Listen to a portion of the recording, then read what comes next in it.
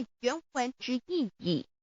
乃是自有拥有的他，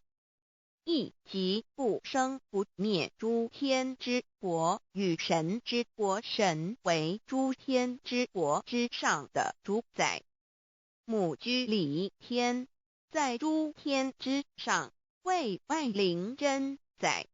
诸天之国与神之国，宇宙能量，整个宇宙充斥着舞动的能量。